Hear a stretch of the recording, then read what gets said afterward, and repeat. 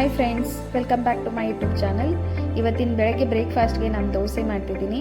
ದೋಸೆ ಜೊತೆ ಸಿಂಪಲ್ಲಾಗಿ ಆಲೂಗಡ್ಡೆ ಪಲ್ಯ ಹೇಗೆ ಮಾಡೋದು ಅಂತ ತೋರಿಸ್ಕೊಡ್ತೀನಿ ಬನ್ನಿ. ಮೊದಲಿಲ್ಲಿ ಆಲೂಗಡ್ಡೆ ಪಲ್ಯಕ್ಕೆ ಬೇಕಾಗಿರೋ ತರಕಾರಿನ ಕಟ್ ಮಾಡ್ಕೊಳ್ಳೋಣ. ಒಂದು ಮೀಡಿಯಮ್ ಸೈಜ್ ಈರುಳ್ಳಿ, ಹಸಿ ಶುಂಠಿ,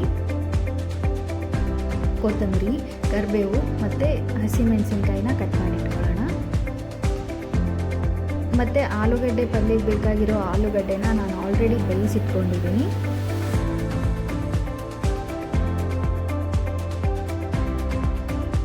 ಇವಾಗ ಒಗ್ಗರಣೆಗೆ ಒಂದು ಬಾಣಲೆ ಇಟ್ಕೊಂಡು ಅದರಲ್ಲಿ ಒಂದು 2 ರಿಂದ 3 ಸ್ಪೂನ್ ಎಣ್ಣೆ ಹಾಕೊಳ್ಳೋಣ. ಎಣ್ಣೆ ಕಾದಾದಮೇಲೆ ಸಾಸಿವೆ, ಜೀರಿಗೆ ಹಾಕಿ ಅದು ಸಿಡಿದ ಮೇಲೆ ಕರಿಬೇವನ್ನ ಹಾಕೊಳ್ಳೋಣ. ಕಟ್ ಮಾಡಿಟ್ಕೊಂಡಿರೋ ಮೆಣಸಿನ್ಕಾಯಿ,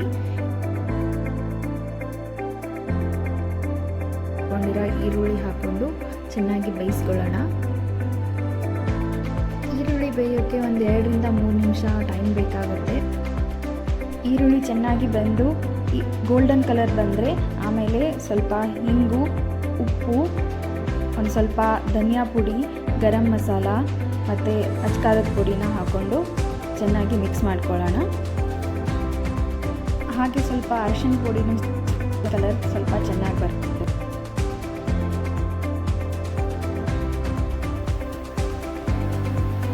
ಚೆನ್ನಾಗಿ ಮಿಕ್ಸ್ ಮಾಡ್ಕೊಂಡಾದಮೇಲೆ ಬೇಯಿಸಿಟ್ಕೊಂಡಿರೋ ಆಲೂಗಡ್ಡೆನ ಹಾಕ್ಕೊಂಡು ಮಿಕ್ಸ್ ಮಾಡ್ಕೊಳ್ಳೋಣ. ನಾನಿಲ್ಲಿ 2 ಬಿಗ್ ಸೈಜಲ್ಲಿರೋ ಆಲೂಗಡ್ಡೆನ ತೊಗೊಂಡಿದ್ದೀನಿ. ನಿಮ್ಗೆ ಎಷ್ಟು ಬೇಕೋ ಅಷ್ಟು ಅದ್ರ ಮೇಲಿಂದ ಹಾಕೋಬೋದು. ಅದಾದಮೇಲೆ ಚೆನ್ನಾಗಿ ಮಿಕ್ಸ್ ಮಾಡಿಕೊಂಡು ಸ್ವಲ್ಪ ನೀರು ಹಾಕ್ಕೊಂಡು ಬೇಯಿಸ್ಕೊಂಡ್ರೆ ಮಸಾಲೆ ಎಲ್ಲನೂ ಚೆನ್ನಾಗಿ ಮಿಕ್ಸ್ ಆಗುತ್ತೆ. ನಾನಿಲ್ಲಿ ಆಲೂಗಡ್ಡೆನ ಕೈಯಿಂದನೇ ಸ್ಮ್ಯಾಶ್ ಮಾಡಿ ಹಾಕ್ಕೊಂಡಿದ್ದೀನಿ. ನೀವು ಬೇಕಿದ್ದರೆ ಕಟ್ ಮಾಡ್ಕೊಂಡು ಕೂಡ ಹಾಕ್ಬೋದು, ಬಟ್ ಸ್ಮ್ಯಾಶ್ ಮಾಡಿ ಹಾಕಿದ್ರೆ ಒಂದು ಸ್ವಲ್ಪ ಟೇಸ್ಟ್ ಚೆನ್ನಾಗಿ ಬರುತ್ತೆ.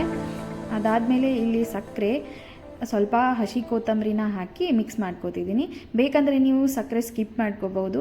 ನನಗೆ ಸ್ವಲ್ಪ ಚೆನ್ನಾಗಿ ಟೇಸ್ಟ್ ಬರುತ್ತೆ ಅಂತ ನಾನು ಇಲ್ಲಿ ಸಕ್ಕರೆನ ಯೂಸ್ ಮಾಡ್ಕೋತಿದ್ದೀನಿ. ಇವಾಗ ಪಲ್ಯ ರೆಡಿ ಆಯಿತು. ದೋಸೆ ಹಾಕ್ಕೊಳ್ಳೋಣ ಬನ್ನಿ. ನಿನ್ನೆನೇ ನಾನು ಅಕ್ಕಿನ ನೆನೆ ಇಟ್ಟು ರುಬ್ಬಿಟ್ಕೊಂಡಿದ್ದೀನಿ ಹಿಟ್ಟನ್ನು. ನೋಡಿ, ಈ ರೀತಿ ದೋಸೆ ಹಿಟ್ಟಿನ ಟೆಕ್ಸ್ಚರ್ ಬಂದಿದೆ. ಅದಕ್ಕೆ ಸ್ವಲ್ಪ ಸಕ್ಕರೆ ಮತ್ತು ಉಪ್ಪನ್ನು ಸೇರಿಸಿ ಸರಿಯಾಗಿ ಮಿಕ್ಸ್ ಮಾಡ್ಕೊಳ್ಳೋಣ. ಹಾಕೋದ್ರಿಂದ ಸ್ವಲ್ಪ ದೋಸೆ ಕಲರು ಕೆಂಪಗೆ ಬರುತ್ತೆ, ಚೆನ್ನಾಗಿ ಟೆಕ್ಸ್ಚರ್ ಬರುತ್ತೆ.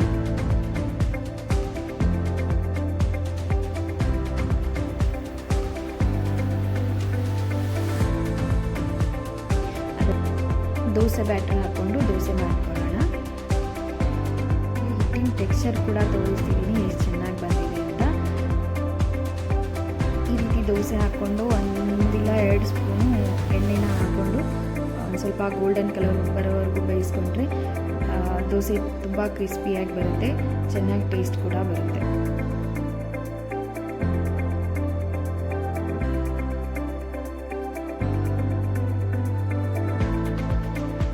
ನೀವು ನೋಡ್ತಿರ್ಬೋದು ಎಷ್ಟು ಚೆನ್ನಾಗಿ ಬಂದಿದೆ ದೋಸೆ ಟೆಕ್ಸ್ಚರು ಮತ್ತು ಕಲರ್ ಅಂತ. ಈಗ ಬಿಸಿ ಬಿಸಿ ದೋಸೆ, ಚಟ್ನಿ ಮತ್ತು ಪಲ್ಯನ ಸರ್ವ್ ಮಾಡೋಣ. ನೀವು ಒಮ್ಮೆ ಈ ರೀತಿ ಪಲ್ಯನ ಟ್ರೈ ಮಾಡಿ ಮತ್ತು ಹೇಗಾಯಿತು ಅಂತ ಕಮೆಂಟ್ ಮಾಡಿ ತಿಳಿಸಿ. ನನ್ನ ವಿಡಿಯೋಸ್ ನಿಮಗೆ ಇಷ್ಟ ಆಗ್ತಿದೆ ಅಂದರೆ ಪ್ಲೀಸ್ ಲೈಕ್, ಶೇರ್, ಸಬ್ಸ್ಕ್ರೈಬ್ ಮಾಡಿ ಮತ್ತು ಸಪೋರ್ಟ್ ಮಾಡಿ.